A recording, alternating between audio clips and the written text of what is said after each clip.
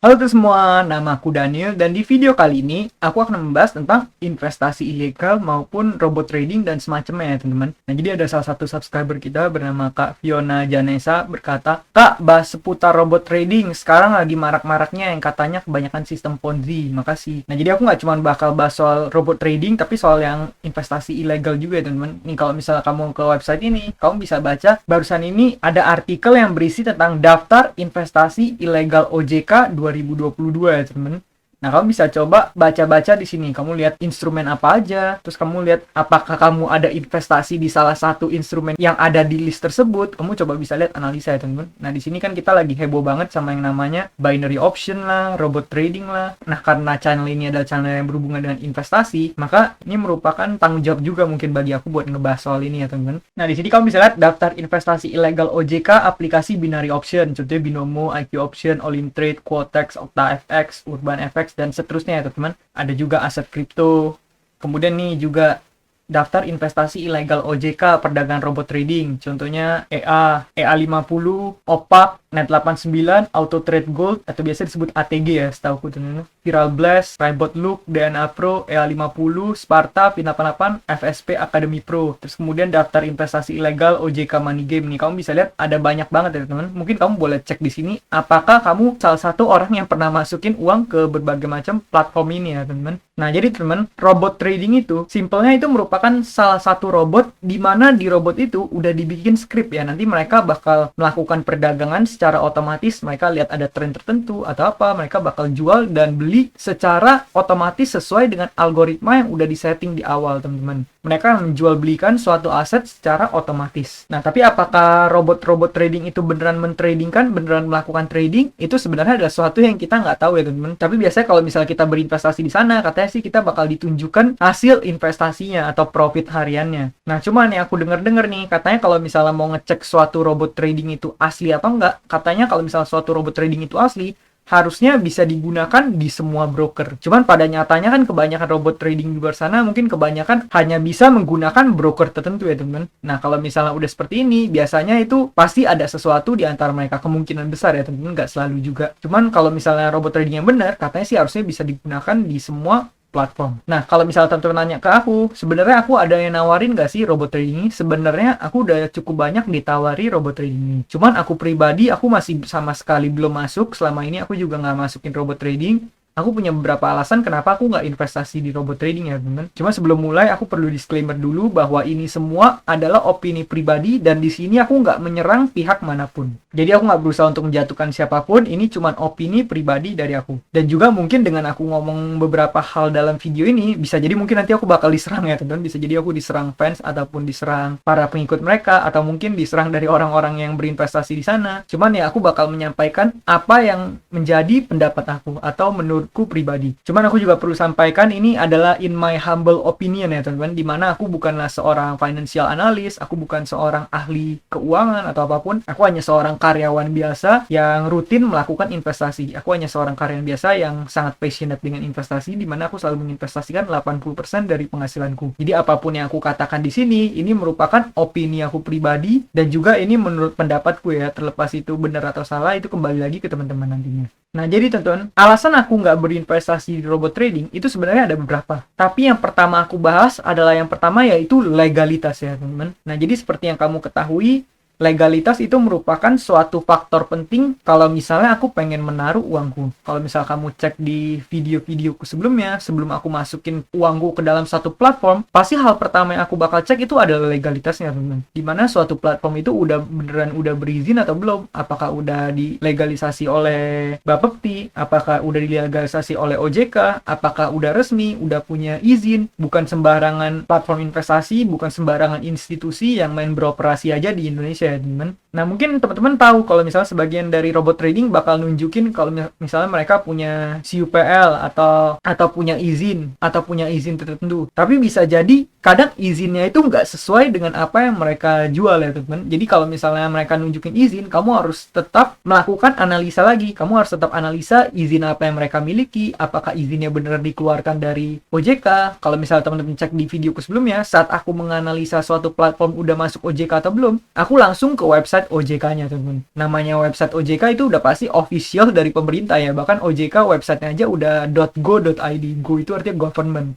Jadi nggak mungkin macam-macam ya, teman-teman. Kalau misalnya belum berada di OJK, biasanya aku jarang sekali memasukkan uangku. Atau kalau aku masukin pun, ya paling aku cuma masukin uang yang emang buat spekulasi aja. Cuman sejauh ini aku masih belum masukin ke instrumen-instrumen seperti itu. Jadi yang namanya legalitas ini merupakan satu penanda yang sangat penting bagi aku ya, teman-teman. Kalau misalnya nggak ada legalitas, mau sebagus apapun, mau semeyakinkan apapun story yang dijual, atau misalnya rayuan dari salesnya atau bagaimanapun itu, aku tetap bakal waspada, dan kalau misalnya masukin pun aku nggak bakal masukin banyak. Tapi sejauh ini kalau misalnya belum legal, aku masih belum masukin uang ya, teman-teman. Karena sejatinya aku juga tipe orang yang kurang suka sih kalau misalnya harus kehilangan uangku, teman-teman. Nah, kedua yang merupakan alasan aku nggak masuk ke platform-platform seperti ini adalah sebenarnya ini karena returnnya yang wadidaw ya, teman-teman. Kalau misalnya kamu tahu kan return dari platform-platform investasi seperti robot trading atau misalnya investasi yang money game, yang Ponzi, yang semacamnya, itu kan mereka selalu menawarkan return yang sangat wadidaw ya, teman-teman. Kalau kamu cek, bahkan mereka bisa nawarin return sampai 10% per bulan, 15% per bulan. Ingat ya teman-teman, 10-15% ini bukan per tahun, tapi per bulan. Dimana, seperti yang kamu ketahui, Warren Buffett, salah satu investor tersukses dunia, beliau cuma bisa nyetak sekitar 20-22%. Itu pun per tahun ya teman-teman, bukan per bulan, per tahun. Nah, jadi aku pribadi, aku adalah tipe orang yang, jujur aku punya profil resiko yang cukup rendah ya teman-teman. Dimana aku pribadi, aku lebih senang mendapatkan return yang mungkin nggak setinggi itu, tapi returnnya itu pasti dan bisa konsisten dalam jangka panjang. Aku pribadi, aku bakal seneng kalau misalnya aku bisa ngasilin sekitar 12-20% per tahun. Ya 12% per tahun berarti ya sekitar 1% per bulan. 20% per tahun ya mungkin 1,5% per bulan. Jadi kalau misalnya aku bisa ngasilin return 1-1,5% per bulan, itu bagi aku itu udah sangat bagus ya teman-teman. Jadi aku nggak perlu pengen sampai returnnya 50%, 60% atau bahkan lebih dari itu. Nah, kalau misalnya yang ditawarkan seperti robot trading, itu kan udah jauh lebih ya, teman-teman. Seperti yang kamu ketahui, 10% per bulan udah 120% per tahun. Ada lagi yang sampai nawarin 20% per bulan. Itu udah 240% per tahun. Ada lagi yang nawarin konsisten 1% per hari ya, teman-teman. Bayangin investasi yang wajar itu, menurut aku pribadi, investasi yang wajar ya paling belasan persen per tahun. Ini bisa nawarin 360% per tahun, teman-teman. Bahkan salah satu trader tersukses dunia, kalau misalnya teman-teman tahu Jim Simon, nih, beliau juga salah satu trader tersukses dunia ya, teman-teman. Setahu ini aja beliau hanya menghasilkan annual return of 66%. Artinya return dia per tahun 66%. Itu pun udah termasuk sangat dewa, sangat hebat ya teman-teman. Nah, ini kamu bayangin kamu bisa mendapatkan return 365% per tahun. Kalau misalnya kamu beneran bisa mendapatkan return seperti itu dalam beberapa tahun, dalam beberapa puluh tahun, itu bisa jadi orang terkaya dunia teman-teman. Kalau misalnya kamu nggak percaya, kamu bisa coba buktiin. Nih, cara buktiinnya gimana? Kita coba aja, kita pakai kalkulator ya teman-teman. Di sini kamu bisa download nih aplikasinya bernama Finance Calculator teman-teman. Nah, Financial Calculator ini cukup bagus, dimana di sini cukup lengkap ya buat ngitung-ngitung. Nah, kalau misalnya kamu masukin ke compound interest ini, contoh lah, katakan kamu punya uang semula 500 juta ya teman-teman. Katakan ini simpelnya aja. Kamu punya uang semula 500 juta. Setiap bulan kamu masukin 10 juta. Nah, aku rasa mungkin setiap dari kamu pasti bisa ya melakukan hal seperti ini. Terus katakan kamu berinvestasi selama 10 tahun. Kalau misalnya 10 tahun kita masukin di sini periodnya adalah dalaman, jadi kita masukin 120. Kemudian kamu mendapatkan return 365% per tahun. Nih, kita coba calculate. Lihat, uang kamu bakal jadi berapa? Uang kamu bakal jadi 395, dan ini bukan miliar ya teman-teman, ini 395 triliun. Bayangin kamu cuman punya modal awal segitu, cuman masukin 10 juta per bulan, dan dalam 10 tahun kamu bisa dapat 395 triliun. Kalau kamu mendapatkan return 1% per hari. Nah, ini kamu udah sama dengan jadi orang terkaya keberapa di Indonesia, teman-teman. Dan faktanya adalah, kalau kamu lihat orang-orang terkaya di Indonesia, itu rata-rata adalah pengusaha, adalah investor. Gak ada yang mereka kaya karena apa? Karena robot trading ya, teman-teman. Nah, itulah yang membuat aku cukup skeptis dengan hal-hal seperti ini. Apapun yang menurut aku too good to be true, itu pasti too good to be true punya, teman-teman. Apapun yang terdengar sangat meyakinkan, terdengar sangat bagus, itu pasti ada yang gak wajar biasanya, pasti ada yang gak beres. Maka dari itu, kalau misalnya ada investasi yang udah nawarin return yang super luar biasa, itu mendingan kamu udah hati-hati aja deh, itu udah red flag ya teman-teman. Yang namanya investasi wajar itu, kamu bayangin kamu investasi di instrumen seperti deposito, itu hanya menghasilkan mungkin ya 3-5%. Kalau pasar uang ya mungkin 6-7% reksadana pasar uang.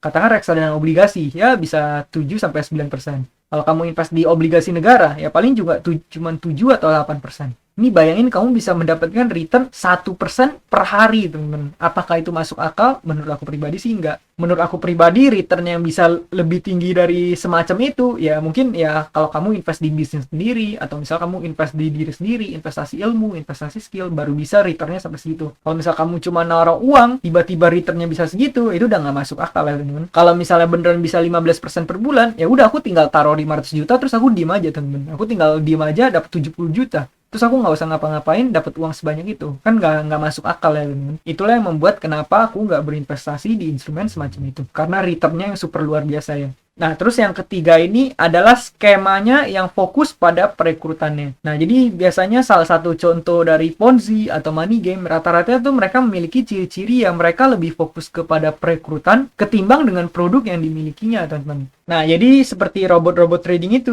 juga kadang bisa dipertanyakan apakah keuntungannya benar dari tradingnya atau apakah keuntungannya adalah dari member yang baru, tentu. Jadi member baru karena masuk, uangnya bisa buat nutupin ke member-member di atasnya. Itulah yang disebut dengan Ponzi ya, teman-teman. Tapi terlepas itu benar atau enggak, kita nggak tahu. Cuman kalau aku pribadi, kalau misalnya udah satu bisnis atau suatu institusi lebih fokus kepada perekrutannya, itu aku udah perlu waspada, teman-teman. Kalau aku pribadi sih gitu. Nah, berikutnya alasan lagi kenapa aku nggak masukin uangku ke instrumen seperti ini adalah ini nggak sesuai dengan profil resikoku. Karena aku tipe orangnya yang cukup risk averse ya. Dan aku tipe orang yang cukup agak takut akan resiko. Jadi aku tipe orang yang kalau misalnya investasi, ya nggak terlalu ambil resiko tinggi. Aku tipe investor yang santai, lebih suka ya walaupun cuannya nggak seberapa, tapi yang penting bisa konsisten dalam jangka panjang. Dan aku lebih tipe orang yang sukanya pasif. Terus aku tipenya yang suka fokus pada menghasilkan uangnya. Jadi kalau menurut aku pribadi, kalau misalnya investasi kita walaupun returnnya nggak tinggi pun, tapi kalau misal aset kita banyak, itu juga bakal menghasilkan return yang luar biasa. Contoh, mungkin return kamu cuman katakan seperti aku tadi, katakan cuma returnnya 12% per tahun. Tapi kalau aset kamu udah 1M, aset kamu udah 2M, itu return kamu udah sama dengan 120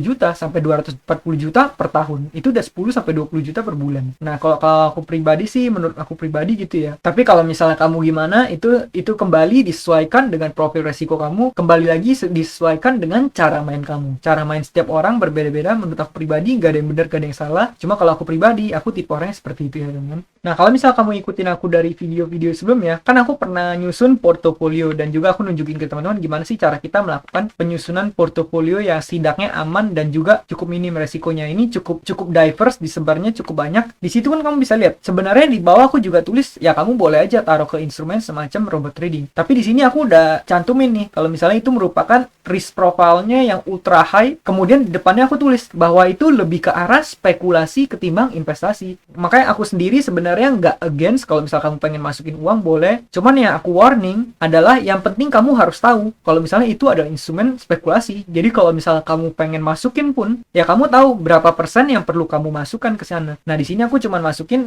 1-2%. Ini termasuk proporsi yang sangat kecil ya, teman-teman. Kenapa cuman masukin segitu? Karena kalau misalnya kamu cuman taruh uang segini dan katakan itu beneran terjadi scam, beneran terjadi uang yang nggak bisa di withdraw seperti yang udah terjadi di barusan ini, ya kamu masih punya 98% aset portofoliomu yang lain yang bakal bisa mengcover 2% kehilanganmu itu. Jadi istilahnya worst case scenario, kalau misalnya itu beneran tutup atau beneran nggak bisa WD atau apapun yang terjadi, kamu masih punya 98% uang lainnya dan sisa uangmu itu bisa menghasilkan return di tahun berikutnya sehingga bisa nutupin kerugian kamu. Nah, jadi kalau menurutku pribadi gitu ya, sebenarnya aku nggak against kalau misalnya kamu pengen invest di sana, ya sebenarnya itu terserah kamu juga. Cuma yang penting kamu perlu tahu kalau misalnya itu instrumen spekulasi, jadi kamu tahu berapa persen yang perlu kamu masukkan. Nah, kalau aku pribadi, kalau aku pengen masukin ke instrumen yang menurut aku red flag atau menurut aku spekulasi seperti ini, paling aku bakal biasa masukin 1% aja. Cuman sejauh ini aku belum masukin sama sekali ya, teman-teman. Karena kembali lagi ke yang tadi, yaitu aku punya profil resiko yang cukup rendah dan aku tipe orang yang